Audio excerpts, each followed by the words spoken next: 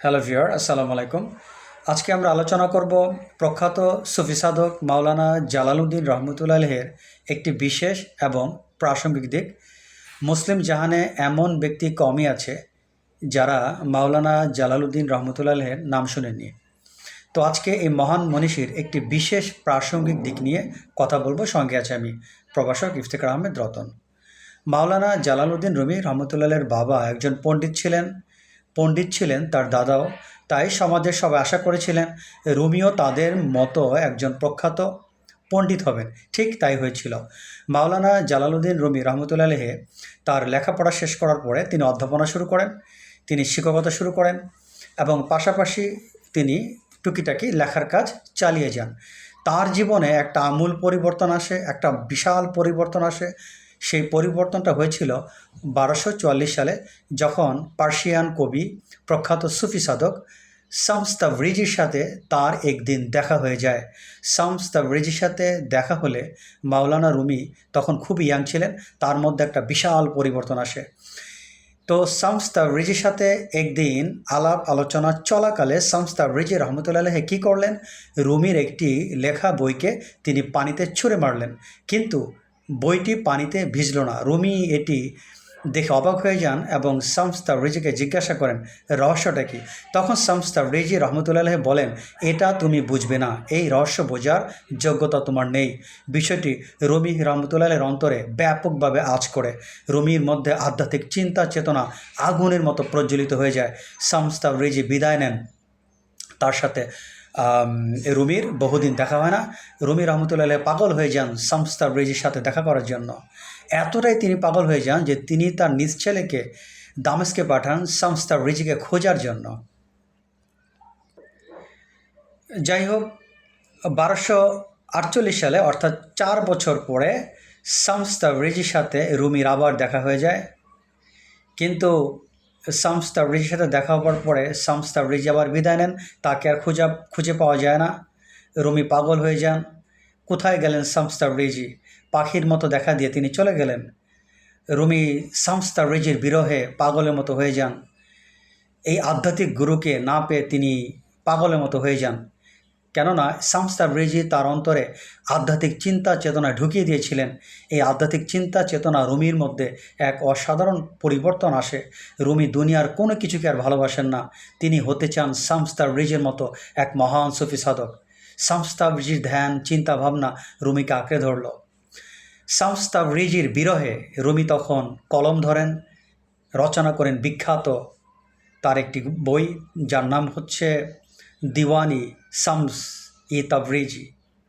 এটি একটি বিখ্যাত গ্রন্থ, যেখানে 40,000 লাইন আছে, এবং 3,000 গজল আছে। এই লেখাটি মুসলিম বিশ্বের জন্য এক অমূল্য সম্পদ।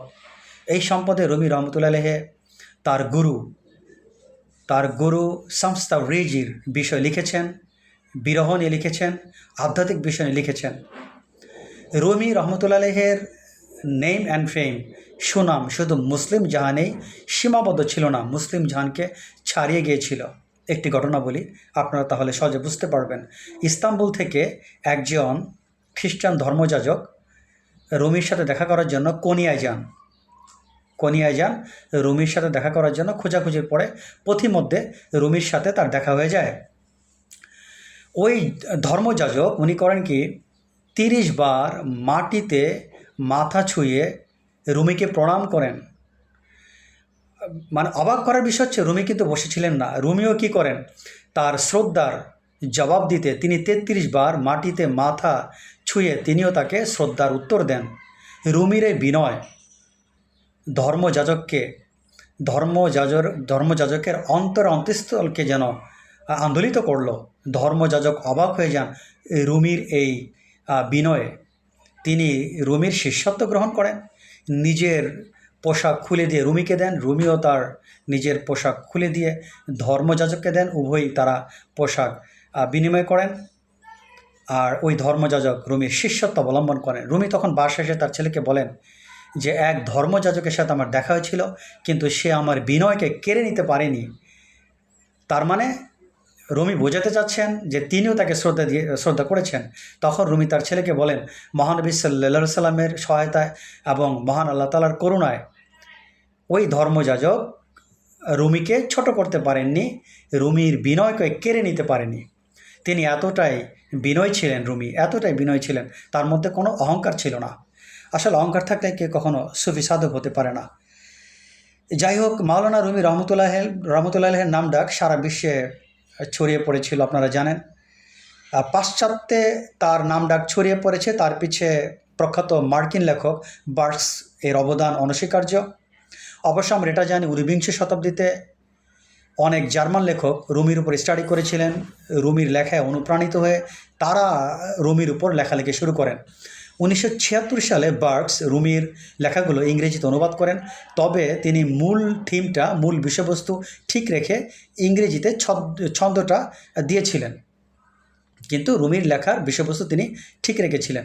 আপনারা জানেন, রুমির লেখা কিন্তু বিশ্বের 23টি ভাষায় অনুবাদ হয়েছিল, 2 মিলিয়ন কপি তার বই বিক্রি হয়েছিল। রুমির লেখা কিন্তু মার্কিন সমাজে ব্যাপকভাবে প্রভাবিত করেছিল। এখনও কিন্তু রুমি রহমতুল্লাহ আলাইহি মার্কিন যুক্তরাষ্ট্রে একজন বিখ্যাত কবি হিসেবে পরিচিতি। রুমির লেখা মার্কিন অভিনেতা, অভিনেত্রী, লেখক এবং বিভিন্ন সুধী মহলে ব্যাপকভাবে আন্দোলিত করেছিল। রুমির লেখায় তারা জীবনে নতুন প্রেরণা পান, হতাশাকে মুছে ফেলেন। রুমির আধ্যাত্মিক চিন্তা চেতনা তাদের হৃদয়কে আন্দোলিত করে। তারা দুনিয়ার দুঃখ ভুলে যান, হতাশা ভুলে যান, নতুন এক জীবন তারা খুঁজে পান রুমির লেখার মধ্যে। তারাও পাগল হয়ে যান, রুমির মতো যদি আমরা হতে পারতাম। তারাও মহান আল্লাহকে খোঁজার জন্য রুমির লেখার মধ্যে তারা অনুপ্রেরণা পেয়ে থাকেন। রুমি পাশ্চাত্য দর্শনে কিন্তু ব্যাপকভাবে পরিচিতি। তো যাই হোক, এখন দর্শনশাস্ত্রে রুমির অবদান ছোট করে বলার কোনো প্রয়োজন নেই, এই বিষয়ে আমি আলাদা ভিডিও করেছি। দর্শনশাস্ত্রে রুমির কিন্তু অসাধারণ অবদান আছে। যাই হোক, এখন ভিডিওর শেষ পর্যায়ে চলে আসছে। আপনারা হয়তো জানেন, মুসলিম বিশ্বে রুমির জন্মদিন এবং মৃত্যুবার্ষিকী শ্রদ্ধার সাথে উদযাপন করা হয়। পাকিস্তান, ইরান, তারপর আপনার তুরস্ক, বিভিন্ন মুসলিম দেশে এই মহান মনীষীর জন্মদিন এবং মৃত্যুবার্ষিকী উদযাপন করা হয়। 2007 সালে ইউনেস্কো রুমি রহমতুল্লাহ আলাইহির মৃত্যুবার্ষিকী উদযাপন করেছিল, 800তম মৃত্যুবার্ষিকী উদযাপন করেছিল। তো প্রিয় ভিউয়ার, আজকে ভিডিওর শেষ পর্যায়ে চলে আসছি। আশা করি ছোট এই ভিডিওয়ে আমরা রুমির একটি প্রাসঙ্গিক দিক জানতে পারলাম, সেটা হচ্ছে পাশ্চাত্য দর্শনে এবং ইউরোপ আমেরিকায় রুমির নাম ডাক এবং তার শ্রদ্ধা, তার জনপ্রিয়তা। আজকের ভিডিও এখানে শেষ করছি। সবাই ভালো থাকবেন। আল্লাহ হাফেজ।